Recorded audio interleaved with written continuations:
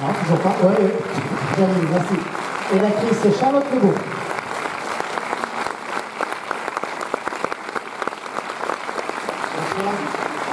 Bonsoir, Janine.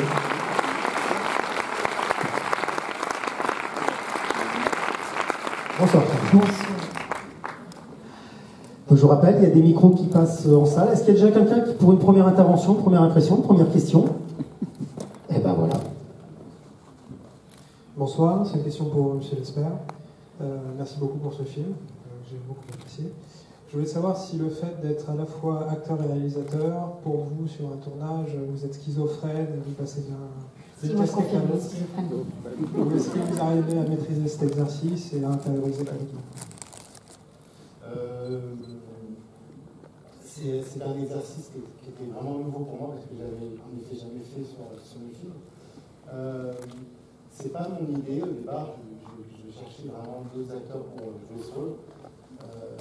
Mais c'est Romain Duris qui m'a convaincu de jouer en face en fait, de lui parce que il imaginait en fait un acteur plus âgé au départ et quand on s'est rencontrés, je lui ai expliqué qu'au contraire, je cherchais c'est un scénario où c'est un jeu miroir perpétuel entre les couples, entre les histoires qui s'inversent, etc.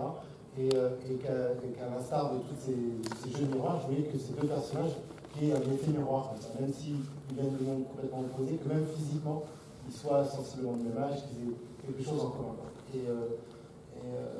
Par contre, du principe, on a à peu près le même âge, il a fait-le. Et puis ça m'a donné envie, parce que le rôle, je le trouve vachement intéressant. C'est sûr que c'est un vrai challenge. J'ai bossé comme un dingue. Donc, du coup, je crois que j'étais pas schizophrène, j'étais finalement je devais être hyper conscient justement de ce que je faisais et de ce que ça pouvait produire. Au milieu de la salle en haut. J'ai le nounou des enfants qui est juste devant moi.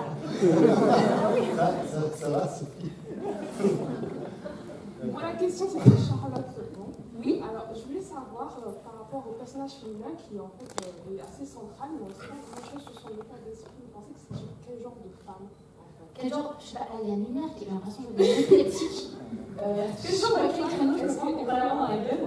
Je sais pas si c'est possible. Non, ce ne sera pas possible. On peut peut-être faire une petite crise d'ici la fin de la séance. Quel genre de femme c'est? Écoutez, moi, je me suis fait ma petite histoire dans ma tête et j'ai aussi beaucoup bossé avec Jalil. On a énormément discuté du personnage et j'ai aussi beaucoup travaillé avec une femme qui s'appelle Béthonie Vernon. J'ai googlé ce qu'elle fait dans la vie parce que je n'arrivais pas à le définir. Elle est anthropologue sexuelle. Et ouais, c'est assez classe. Et elle fait plein de choses. Elle est écrivaine aussi, elle fait des bijoux, elle est designer d'objets et d'instruments à vocation sexuelle. Et c'est une femme qui explore le sexe avec absolument aucune forme de tabou. Et c'est important pour moi de démystifier aussi un peu ce monde dans lequel mon personnage évolue au début du film, puisque je pense que le monde du SM, à la base, c'est quand même un milieu qui peut être bourré de clichés et de jugements aussi, on trouve un peu étrange, parfois un peu glauque, et à tort, parce que qui rigole? Mais je pense à tort, puisque en discutant avec elle, j'ai réalisé que c'était une vraie philosophie, et c'était un mode de vie, et c'était une question de besoin, et qu'il y avait énormément d'amour, d'empathie, de confiance, et que tout était dans un souci et une rigueur esthétique tellement précise que tout passe en fait, c'est jamais vulgaire. Et en tout cas, moi, j'ai assisté à une vraie séance de 2000 ans, c'était assez intéressant. Et en fait, jamais j'ai été choquée par ce que j'ai vu en fait. Alors que ça ne fait pas partie de mon quotidien de voir ce genre de choses. Donc et je savais aussi que je pouvais faire confiance à Jalil pour ce qui est parce que je suis aussi un peu pudique, même si je suis aussi girl dans le film. Ça ne se voit pas du tout dans le film. Et je savais qu'avec le regard de Jalil sur moi, que peu importe les scènes, ça n'allait jamais tomber dans la vulgarité. Donc je vais un peu le divaguer, en fait, ça n'a rien à voir avec votre question, non? D'accord, Bonsoir, merci encore pour ce film. Ma question, est-ce que il y a quelques années, il y a eu un événement où un banquier suisse avec sa maîtresse qui que c'est une rencontre un peu haute. Est-ce que vous êtes inspiré de cette fusillade? Stern. Non, pas du tout, parce que, en fait, déjà pour vous expliquer, c'est un scénario dont j'ai acquis les droits au départ en 2011 avec mon producteur, qui est un scénario américain, qui était, d'ailleurs, c'est un film Universal France, mais au départ, c'était Universal États-Unis. Et pour des raisons là-bas de production, le film, au dernier moment, ne s'est pas fait. Et plutôt que de laisser mourir ce script, on a réussi à le lire. Et on s'est dit qu'on peut faire un super film en France en adaptant, parce qu'à la fois ça a utilisé vraiment les codes du thriller de manière très classique et avec une mécanique vraiment assez originale. Et en même temps, on a été, j'ai été touché par le second, le côté justement le travail esthétique qu'il y avait autour du scénario en termes de structure, de renversement, etc. Et du coup, pour en revenir à votre question, qui était, pardon, le banquier Stern, donc du coup, pardon, c'était en fait, c'était une figure imposée, c'est-à-dire que les trois personnages, ce qui me plaisait, c'est que ces trois personnages sont des figures de cinéma. On a souvent vu des banquiers tordus, enfin, des hommes de pouvoir un peu malsains, tordus et en même temps fragiles parce qu'ils sont tourmentés. L'oiseau de nuit, un peu manipulatrice et intrigante. Ou le good guy, le mec un peu à la Eastwood, qui est un bon gars, qui essaie de sauver sa famille. Ce sont des archétypes assez connus. Et ce que j'aimais dans le film de genre, c'est qu'on s'autorise à justement travailler sur des archétypes très connus. Et là, ce que j'aimais dans l'histoire, c'était que finalement, ce personnage, qui n'a rien à voir avec un personnage réel, pour le coup, mais permettait ce renversement de l'histoire, en fait. C'est-à-dire, c'est vraiment, tout va se renverser. C'est-à-dire, c'est vraiment le personnage joué le personnage de Max joué par Romain, qui est vraiment ce type qu'on va prendre pour un bonnet au début, ce garçon simple, finalement, va vraiment avoir sa revanche en devenant de manipulateur et en effet, Charlotte joue un personnage qui est une dominatrice, si on peut l'appeler ainsi, et qui va se faire à son tour dominer, littéralement attachée, maltraitée, et au final, elle va avoir même un rapport amoureux presque avec ce garçon. Donc tout s'inversait, et c'était vraiment des codes en fait. Donc le film. Et ça, c'était super parce que c'est en ça que je trouvais le scénario intéressant, c'est qu'il n'y a pas de morale justement. Le crime, en effet, paye. Ils font 50, 50. Une question là-haut. Merci, bonsoir. Désolé, c'est pas moi qui éblouis, c'est Rojo. Moi, en tant que comédien, je voulais savoir comment vous avez fait pour choisir les acteurs par rapport au personnage. Est-ce que c'était déjà un choix dès l'écriture, ou ça s'est fait pour changer le registre de Charlotte, ou pour élargir celui de Romain, et puis par rapport au personnage d'Antoine, du coup, puisque vous ne voulez pas l'endosser au départ, que Romain vous l'a proposé, comment vous l'avez fait en tant que réal? À savoir ne pas se juger, ne pas tout le temps se regarder devant la caméra, comment ça a été fait. Et la dernière question que vous venez de dire, plus ou moins, c'est plus j'ai beaucoup aimé, hein, mais c'est vrai que j'ai pas compris totalement la scène de sexe entre Max et Claudia, du coup. C'était un relâchement total, du coup, pour marquer la fin de même l'attachement avec Antoine, que Claudia a cédé à Max, ou... Enfin voilà, tout simplement. Alors, pour la scène de sexe à la fin, je pense qu'il y a en effet un truc à un moment donné, il y a des corps qui parlent, et ils ont traversé un tel truc. On peut dire que Max, je pense qu'il est troublé aussi dès le départ.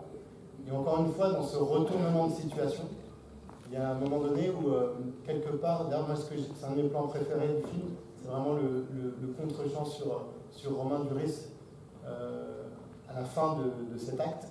Et il la regarde, il a un regard à la fois de quelqu'un qui a pris du plaisir, qui sort d'un orgasme, et en même temps, il y a une vraie haine. On sent une haine profonde, enfin, il y a une espèce de truc très animal, très violent, quoi. Et je pense que, voilà. Ensuite, pour ce qui était du casting, j'avais envie, en effet, d'acteurs qui puissent donner de l'empathie tout de suite, et puis des acteurs que j'avais envie de filmer. Charlotte, on avait déjà travaillé ensemble, donc j'avais envie à nouveau de la filmer dans ce rôle-là parce que je savais de quoi elle était capable. Elle m'avait vraiment littéralement bluffé sur Yves Saint Laurent, même si c'était un rôle secondaire. Je l'ai vu vraiment grandir comme comédienne pendant ce tournage et j'ai eu la chance de participer à cette aventure avec elle, de la voir vraiment évoluer et de l'aider un peu à évoluer. Tout à fait, si, je valide. Et pour ce qui est de Romain, ça fait des années que je voulais travailler avec lui. J'étais surpris qu'il accepte ce rôle. Moi, je trouvais que c'était bien parce que c'était un contre-emploi, que je n'avais pas vu encore dans des rôles comme ça, de mecs un peu rustres, terriens, manuels. Je le voyais beaucoup plus dans des rôles de dandy, un peu charmeur, un peu. Là, il y en a quelqu'un qui parle peu, qui vraiment vrai, taiseux, et lui, je crois que le côté héros comme ça lui plaisait vachement, le fait de faire un film de genre. Voilà, et puis pour ce qui est de mon petit casting perso, j'en ai déjà parlé. Voilà, ça s'est fait simplement, c'est des gens que j'aime, que je connais dans la vie. J'étais content qu'ils m'accompagnent sur cette aventure.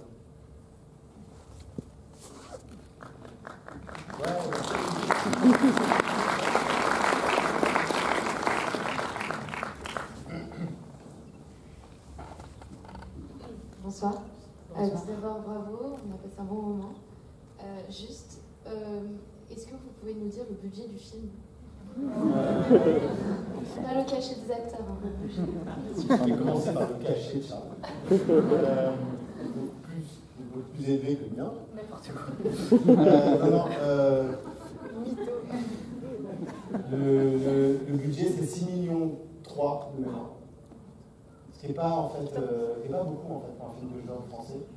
Et du coup, mais moi je suis un peu habitué au budget un peu restreint, je fais toujours attention à ça, parce que je considère que, je pense que c'est toujours bien de faire des films à peu près dans une économie moyenne. Ça permet d'éviter les gros bouillons, parce que c'est dur de sortir un film noir en plus. Donc en fait, j'ai optimisé, disons, ce budget en réduisant le temps de tournage. Donc c'est un film qui s'est tourné en 7 semaines, ce qui est le rythme d'une bonne série, enfin d'un bon téléfilm, je dirais. D'ailleurs, je me suis entouré de l'équipe que j'ai eue sur Versailles, parce que c'est des gens qui sont aguerris et qui savent tourner très vite et qui avaient une envie folle de faire du cinéma aussi, parce que quelquefois les métiers se dispersent et on va soit à gauche, soit à droite, et puis on y reste quelques années. Et je suis très heureux de cette collaboration avec mon équipe Image. Je pense qu'ils ont fait un boulot exceptionnel en très peu de temps. C'est la première activité de l'émission, c'est génial. Bonsoir. Alors moi j'avais 2 questions. La première question c'est sur le rythme du film. En fait, moi j'avoue, je me suis un peu ennuyée sur les 15 premières minutes. Et j'ai trouvé qu'après coup, que c'était effectivement, ça servait le propos du film et que c'était assez en cohérence avec le genre. Mais du coup, je voulais savoir comment est-ce que vous avez pensé cette rythmique-là dans le film. Et la deuxième question, c'est plus concernant le personnage du coup que vous avez, Charlotte. En fait, j'ai l'impression que c'est un des seuls personnages dans le film qui subit à peu près tout ce qu'elle vit. Et du coup, je voulais savoir un peu ce que vous en pensiez. Et j'ai eu l'impression qu'il n'y avait pas trop de moments où elle prenait un peu de distance, où elle essayait de réfléchir et d'agir. C'est un peu chaud quand même, vu sa situation. Non, mais c'est super bien. Mais je sais pas, j'ai trouvé que par rapport aux autres personnages, j'ai pas trop compris. D'accord. Tu veux répondre en premier sur le rythme? Le rythme, en effet, c'est une question qui peut même revenir, parce que et moi, c'est ce qui me plaisait, c'est que justement le film, je crois qu'il est assez, en termes de structure, assez rigoureux.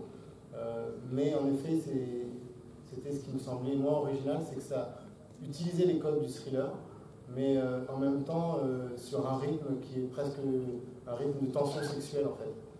Évidemment, il y a l'écho, c'est un film qui parle finalement pas mal d'amour, enfin, le scénario initial, déjà. En tout cas, moi, c'est comme... Et du coup, c'est vrai qu'il n'y a pas de scène de course-poursuite, il n'y a pas de scène où quelqu'un, si une fois, elle s'est attrapée dans le noir quand Romain déboule, mais il n'y a pas vraiment de scène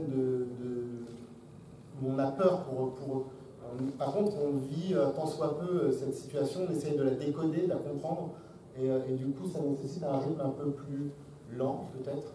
Et moi, ça me va, mais après, c'est une question de goût. Et là-dessus, je ne peux pas faire grand-chose. Mais j'entends que ça puisse perturber. Et pour ce qui est de Charlotte, oui, c'était pas ça. Moi, je peux juste te dire une chose, c'est qu'elle a été hyper courageuse parce que tous les jours, elle avait des scènes assez dures à jouer. Et qu'en effet, c'est un personnage qui reste très mystérieux. Et c'est pour ça que j'avais besoin d'une actrice comme Charlotte, que je connais. Je savais qu'elle allait amener justement son talent de comédienne pour pouvoir créer un personnage à multifacettes, mais tout en restant très mystérieuse et néanmoins en donnant de la chair et d'une certaine matière et en même temps quelque chose d'un peu, encore une fois, d'un archétype de personnage. C'est un scénario qui travaille vraiment sur l'esthétique, même en termes d'écriture, donc on n'est pas dans quelque chose d'unique, très conventionnel, mais en même temps on n'est pas dans quelque chose de naturaliste. Donc le personnage de Charlotte dedans, c'est vraiment une figure de cinéma à la Vertigo, c'est un peu un hommage à tous ces personnages-là. Il n'y avait pas à la traiter de manière aussi frontale et réaliste, par exemple, que le personnage de Romain. Et je pense qu'il y a un renversement aussi, c'est-à-dire qu'au début, elle est plutôt en contrôle, elle est plutôt dominante, et il y a un renversement aussi. C'est ce que je trouvais intéressant dans le scénario, même en tant qu'actrice, de toujours jouer sur une même couleur, c'est plus ou moins stimulant. Et ce que j'aimais, c'est de pouvoir avoir cette possibilité d'aller dans tout ce spectre, et tout en restant très introvertie. En fait, c'est beaucoup plus intéressant de se faire sa propre cuisine et que le spectateur essaie de deviner à travers mes yeux, que tout soit expliqué. De toute façon, quand tout est expliqué, les audiences s'ennuient aussi. C'est pas... En tout cas, moi, personnellement, je m'ennuie quand tout est expliqué, réexpliqué. Donc, mais je sens aussi qu'il y a il y a différentes visions sur, par exemple, la fin. Lorsqu'il y a cette fameuse larme mystérieuse, j'ai l'impression pour plusieurs personnes qui me disent mais elle pleure, en fait, c'est hyper triste, elle est seule et tout. Et elle part, elle est seule, et il n'y a personne dans sa vie. Et pour moi, c'est un moment de triomphe, en fait. Parce qu'après tout ce qu'elle a traversé, dans cette espèce de relation hyper malsaine, amoureuse, qu'elle avait avec le personnage de Jalil, et qui ensuite, où elle se retrouve à devoir manipuler un inconnu qui est tout à fait innocent, qui ensuite, elle se retrouve balancée dans une situation où elle est complètement manipulée, où sa vie est mise en danger constamment, et qu'il y a cette explosion de désir avec cet homme qui était déjà dès le départ qui était présente, et ensuite à la fin, je veux dire, elle remet sa vie entre ses mains. En fait, il a le droit de vie ou de mort sur cette femme, et il lui dit bah non, en fait 50-50, parce que le mec c'est vraiment un bon type. Donc je pense que cette larme, c'est pour moi, elle est béate, et pour moi c'est un triomphe. Mais voilà, c'est ma vision.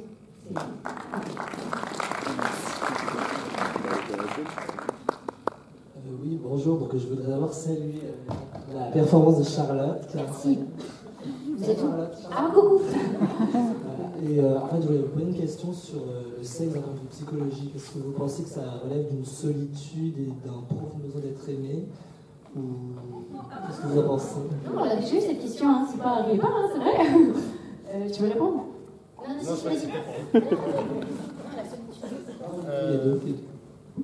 en fait, j'ai pas très bien saisi la question. Je suis désolé d'être un peu primaire, mais... En fait, ce que je voudrais savoir, c'est ce que vous pensez d'un point de vue général sur le sexe, en fait. Est-ce que ça...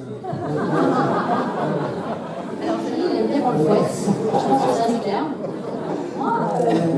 Non, c'est... Parce que justement, les personnages sont très pervers. Est-ce que ça provient d'une solitude qui nécessite ce besoin profond d'être aimé, en fait? En tout cas, c'est sûr que le film, moi, ce qui m'a intéressé dedans, c'est que il y a vraiment ces figures, ces jeux de miroir, d'écho. Alors après, il n'y a pas une thèse, ça reste un film de genre, qu'un film de genre, un petit peu aussi. Donc, il ne faut pas peut-être chercher trop de choses, mais en tout cas, ça interroge un peu sur le rapport amoureux, sur le rapport qu'on entretient à la vérité aussi dans le couple. Sur le jugement aussi, moral, amoral, qu'est-ce que ça veut dire. Voilà, en tout cas, la solitude aussi, il y a une part de solitude dans ces personnages, dans cette aventure à laquelle ils sont confrontés, dans cette grande ville aussi. Le côté urbain est assez présent. Et en effet, il y a une espèce d'écho, de vague écho qui se fait autour de toutes ces nuances-là. sans aller beaucoup plus loin, c'est vraiment, je dirais, assez mental et assez hypnotique, quoi, de ce point de vue-là.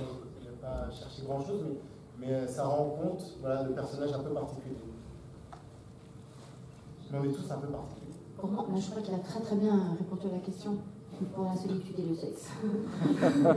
Non, mais après, moi, je l'ai pas du tout abordé, comme j'ai raconté un peu plus tôt, je l'ai pas du tout abordé comme un truc glauque ou pervers. Pour moi, c'est Bétheny, Vernon, qui est une espèce de grande madone magnifique et qui a même une figure maternelle, en fait. On a envie juste de se faire prendre dans ses bras. Je ne l'ai pas du tout vécu comme un truc glauque ou pervers, au contraire, c'est des besoins et il y a certaines personnes, et je pense qu'on en a tous, un peu nos petits côtés pervers, si vous osez les appeler comme ça, mais il y a certaines personnes qui osent les assumer jusqu'au bout et à trouver les bonnes personnes et à tisser ces liens de confiance qui permet ensuite de pouvoir explorer des mondes et des mondes de sexualité absolument inexplorés.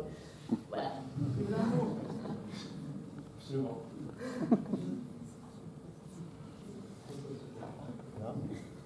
Bonsoir. Alors j'ai une question pour vous, mais qui a été posée, c'était sur le rythme. Voilà, que j'ai trouvé malheureusement le même défaut chez Yves Saint Laurent. Mais vous m'avez fait donner envie de découvrir Yves Saint Laurent, donc du coup, déjà c'est déjà un bon point. Mais quand je vois ce film-là, j'ai pris une baffe, mon cerveau a grillé. Mais donc, ouais, malgré quand même de. Comment ? Vous avez pris une baffe ? Oui. Comme ça. Là, avec Elise, avec ce film, là, il était vraiment. Malgré le Vous rythme. avez aimé ou on n'a pas compris en fait? J'ai aimé. Non, mais il trouve que c'est mou. C'est ça. Yves Saint Laurent était mou et celui-là il est un peu mou. Voilà, mais malgré tout, on se rend je suis avec un peu. j'ai pris une note par rapport à l'histoire et j'ai été vraiment pris par l'histoire et la fin est vraiment géniale. Donc je retiens que du positif. Aussi, trouver ça mou, ils partent, regardez. Hyper méchant. Je découvre petit à petit. Je découvre petit à petit, je me demande ce que je découvre. Donc c'est pour moi quelqu'un à suivre. Et j'ai beaucoup plus de questions. Et Charlotte, je ne verrai plus jamais Libre et Assoupli de la même année. Hey, voilà, bienvenue. Je vous ai découvert grâce à ce film, j'ai vu 5-6 fois, j'adore ce film. Et du coup, je l'ai découvert un petit peu dans les Saint-Laurent, aussi dans celui-là. Et j'ai l'impression que vous cherchez à pas vous mettre d'étiquettes particulières sur la film. Ah oui, j'ai fui même. Ah oui. Ouais. Bah oui, sinon on s'ennuie. Ouais, Et on tourne en rond et puis on ne grandit pas ici en tant qu'artiste, je crois. Et avec Jalil aussi, je pense que c'est le seul réalisateur pour l'instant qui me force à assumer ma féminité, mais vraiment dans toute sa force. Parce que dans la vie de tous les jours, je ne l'assume pas nécessairement. En fait, j'en joue pas du tout. Et c'est assez confrontant en fait, parfois de faire ça. Pardon ? Ah bah, et tant mieux. Bah écoutez, c'est comme j'ai l'impression de faire une thérapie, c'est super. Je suis sentie super bien. Donc non, de surtout pas tourner en rond, et même d'ailleurs, c'est quasi, c'est pas quasi un problème, mais depuis Iris, on a terminé de tourner en avril, donc il a bossé extrêmement vite, ça sent maintenant. Je n'ai pas accepté tous les projets qui m'ont été présentés, je les ai tous refusés, puisque justement, j'ai pas envie de me répéter en fait, et ça ne m'intéresse pas, et j'ai envie en tant qu'artiste de prendre des risques en fait, et d'avoir peur avant chaque scène. C'est comme ça que je fonctionne en fait.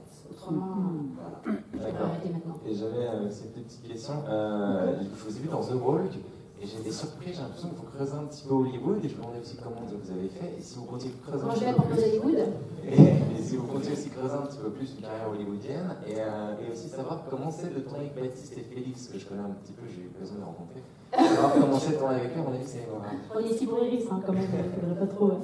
Je réponds rapidement. Hollywood.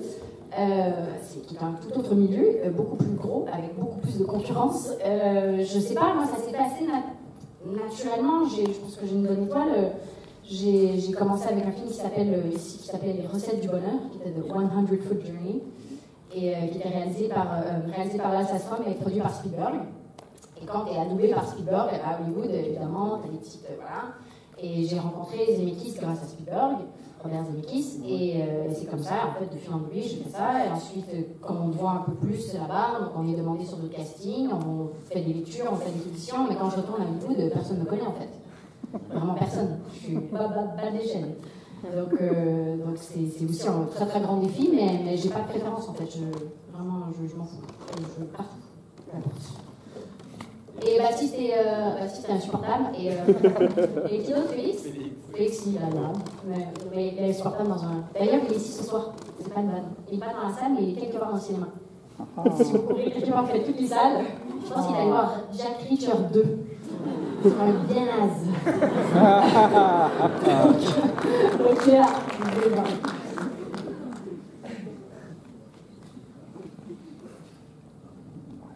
une dernière question? Bonsoir. Je voulais savoir, comme c'était par Universal, est-ce que le film va sortir aux États-Unis?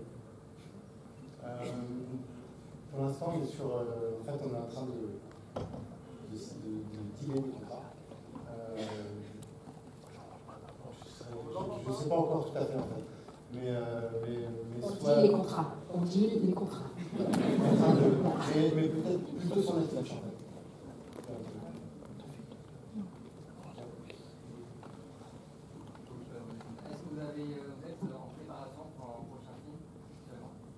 Oui, je commence. J'ai toujours plusieurs projets en développement. C'est un peu tous comme ça, on est obligé de faire que ça. J'ai 3-4 projets. D'accord, j'entends. Je récupère les CV. Merci Jalil, merci Charlotte. Le film sort le 16 novembre. Dans 3 semaines. Merci beaucoup.